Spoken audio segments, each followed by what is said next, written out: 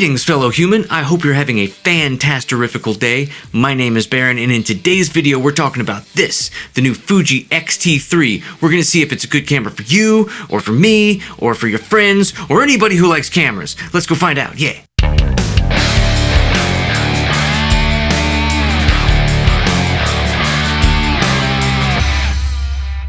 On the outside, the Fuji X-T3 looks just like the older X-T2, but on the inside is some new stuff. It's got a brand new 26.1 megapixel backside illuminated X-Trans sensor. Holy crap, that's hard to say. It's got a hybrid phase detection autofocus system with 425 autofocus points that cover the entire sensor. It can shoot continuously for 11 frames per second with the mechanical shutter and up to 30 frames per second with the electronic shutter. That's amazing. Absolutely amazing. It can shoot video in up to 60 frames per second in 4K. It can do 120 frames per second in HD. It can record 420 10-bit files internally, and it can do 422 10-bit over the HDMI connection. It also ships with F-Log, which is Fuji's log profile, and it comes included when you get the camera. It just comes with it. I wish everybody did that. Panasonic. It's got a 3-inch 1.04 million dot touchscreen LCD. I'm touching it to do yeah. Unfortunately, it's not a flippy screen. It does the tilty thing where it tilts up and it can tilt down some like that, and then, but it does have this thing where you can do, what is this? What is this weirdness? It's all weird. What? I thought it was pretty weird at first, but it actually does turn out to be pretty handy. It can shoot around some corners, or, you know, you can shoot low with it's pretty cool. The EVF is 3.69 million dots. It's an OLED display, and it has 100 frame per second refresh rate. It looks spectacular, fantastic, monumental. It's good. It's got dual SD card slots if that's something that is important to you. It's got them. It has a microphone jack and a headphone jack, so yeah. The HDMI connection is a mini HDMI connection. I wish they could have put a full-size one in there, but I'm not exactly sure how they would have fit it in, because it's, you know, it's kind of small.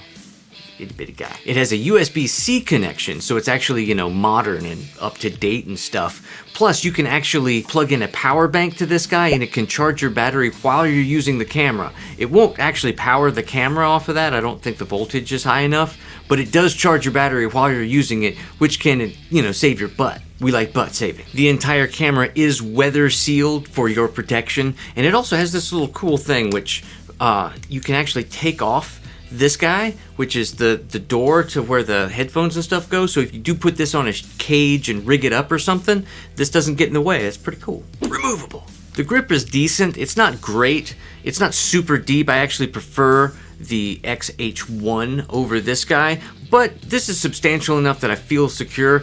My hands are small enough that my pinky doesn't fall off the bottom. I'm okay with this. All of the buttons and dials actually feel really solid. You don't feel like it's flimsy or made of plastic. It actually feels really nice to press these buttons and do the things. It just makes you wanna just, yeah, do this, yeah, tap, tap. Fuji obviously put a lot of thought into the button placement on the X series cameras because everything is right where you need it to be. You can move really fast with this camera. Everything just feels natural. It works out really good. Good on you, Fuji. The only thing that I wish was different is if the EVF was a little bit farther back from the camera, because I feel like my nose just smashes the screen all the time. And when I have the touchscreen on, every now and then that'll change the focus spot, which is a little annoying, but it didn't actually cause me that many problems. So it's not that big a deal. I'm sure you've already heard a lot of talk about the amazing color science behind the Fuji cameras, and to be honest, it's really good. At first, I thought the film simulations were kind of gimmicky, but then I started playing around with them, and they're actually insanely cool.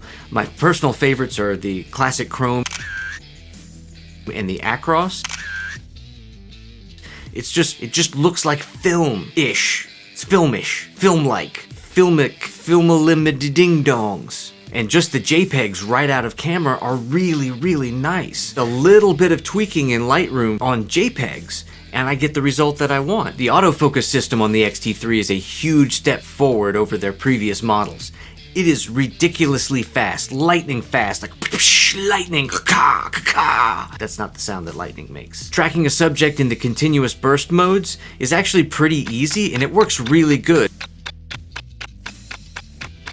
When I switch to the electronic shutter, there is a tiny crop, but there's also a good hit rate. It's not as good as the mechanical shutter, but it's really, really good. A lot of usable shots.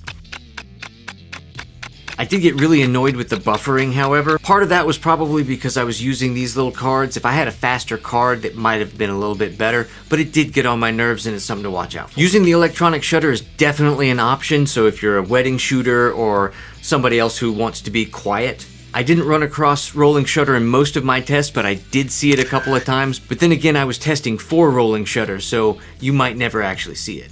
It works pretty good. Point-to-point focusing is super snappy, spiffy, and awesome-tastic. It's just really fast. The touch to focus is actually really snappy, works really good, makes a beeping noise that I find satisfying and enjoyable.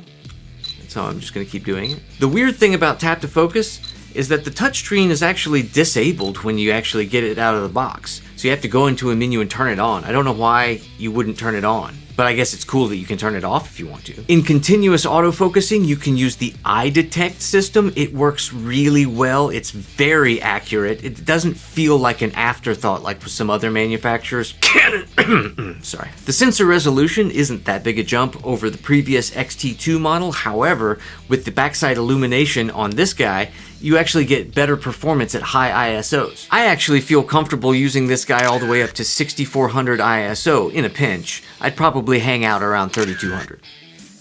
And the autofocus performed really well in low light situations. I had no problems locking onto stuff. In fact, there were several times when the camera actually focused on what I was looking at, but I couldn't see it on the screen. I don't know how that works. But, you know, in post I was able to pull it up and yeah, it was sharp. It works great. Yeah! The video performance of this guy really impressed me. The 4K 60 looks fantastic. You can shoot up to 120 frames per second in full HD, and you can actually use the autofocus system while you're doing it, which is really awesome actually. I did notice that the files are a little bit soft for my taste. I have seen better 120 frame per second footage. However, with a little bit of sharpening, these are quite usable and they look really nice.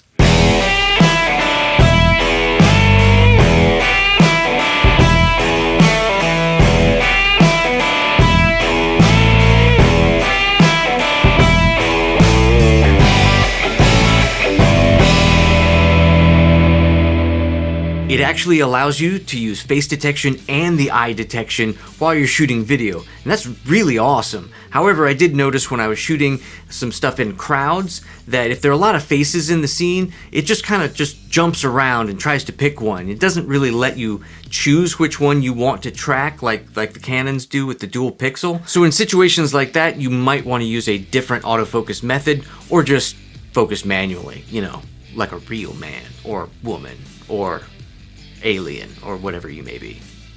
You can do it. The film simulations in the video mode are still awesome. The Eterna is actually a gorgeous looking, I would shoot in that. It's great, especially if you have a quick turnaround. The Eterna is a great picture profile. And like I mentioned earlier, it does come with the F-Log. Now, F-Log is easier to work with than S-Log, but it's not as easy as C-Log or V-Log. I still prefer V-Log over most other things, but F-Log is very capable, if a little tricky if you're not used to it. It also gives you the option to record in H.264 or the more efficient H.265. If you do H.265, you get to use 10-bit. So obviously, everyone's going to use H.265. Durr. H.265 files are supposed to be a whole lot more efficient and smaller. I didn't notice that they were any smaller. I was just happy that I was getting 10-bit, which was pretty awesome. I also didn't notice that there was any difference for me in post. I'm editing with Final Cut Pro on a 2017 iMac, and it worked just the same as any other file I've dealt with. You can use touch to focus when you're using video. You can turn off the sound. I just like the sound. With a little bit of tweaking, you can actually get a pretty good cinematic looking focus pull just by tapping the screen. It can be very useful. When I'm shooting video with this guy, the lack of the flippy screen is really, really annoying. If you're in a situation like I am now, where I'm talking to a camera, it's really convenient to be able to see yourself, check your framing, know what's going on behind you, that sort of thing. Now the X-T3's autofocus in video is so good, I totally trust it, even though I couldn't see myself on the screen. So I used it to shoot a video that's going to be coming out in the next week or so. All of the shots were in perfect focus. It worked fantastically. However, because I couldn't see myself, I didn't notice that that light right there, the kind of orangey yellow thing over there, that light actually went out halfway through the shoot. So I had no idea. So the end of that video is going to be kind of dark and moody. But, you know, the things you deal with. The video performance in low light was actually pretty decent. Nothing spectacular, I wasn't seeing in the dark or anything. When shooting in the high ISO range, it stays pretty detailed, and I didn't notice any weird color shifting. The colors stayed pretty accurate all the way up to 6400 ISO. Past that, it starts looking a little bit weird, so I just avoid that.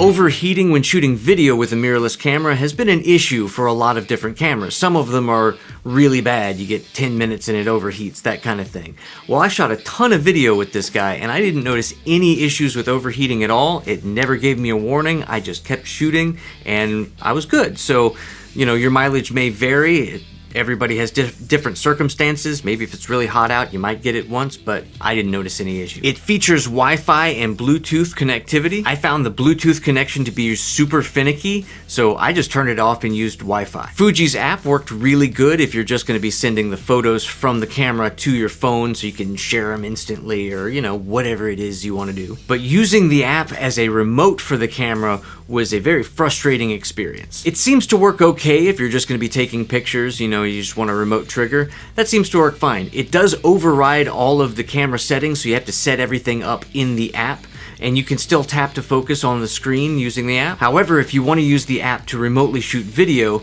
you can't change your focus settings at all. It's just continuous center focus.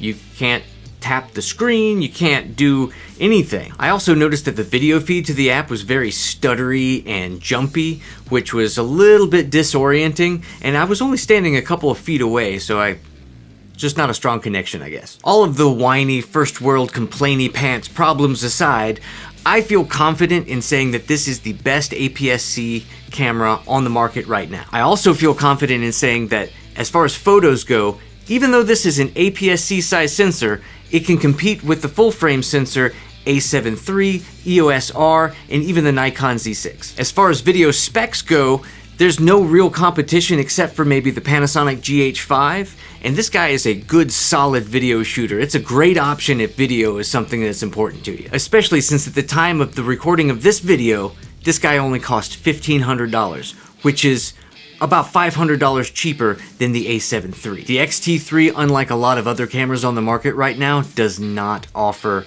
in-body image stabilization. The sensor is not stabilized, and it was very, very noticeable when I was shooting video with this guy. If you're used to shooting with something like the GH5 and its image stabilization, this is going to be a big shock to your system like it was for me. The first time I took this out to shoot some video, I didn't think to bring a monopod, and I really wish I had. The only real drawbacks I see to this camera is the fact that it's a crop sensor rather than a full frame, because apparently everybody wants full frame right now. It didn't really bother me, but I guess it's a drawback. The fact that there is not a stabilized sensor, it's not stable. It just shakes around, and it's horrendously tiny battery that doesn't last very long at all. However, taking this battery pack and plugging it into this while I was shooting was a huge lifesaver for me since I only had one battery in order to test this camera out. And in the end, the Fuji X-T3 is a great all-around camera. It can handle anything you throw at it. I think pretty much anybody would be okay with this camera. The only real drawbacks, as I said, no IBIS, no full frame, tiny battery. If you can deal with those things, this is the greatest camera that you will possibly ever find. Maybe. For now. That's everything I got for you today. I hope it was helpful in determining whether or not this might be a good camera for you. If you like this video, go ahead and do the thing where the thumb goes up. If you didn't like this video, there is a thing where the thumb goes down. You can do that if you want to. And if you want to see more videos like this every Monday, you can do the thing with the subscribey thing. There's usually a button somewhere for subscribing, and then you can ring bells that will tell you so that you know that the thing happens. And there's other stuff like that. There's also other videos that I've done, tutorials and things like that. You can watch those. And there's an entire, universe of videos on YouTube. You can watch some of those as well. Go for it. I am not going to stop you. Go forth and learn the things with the stuff. And there, yeah.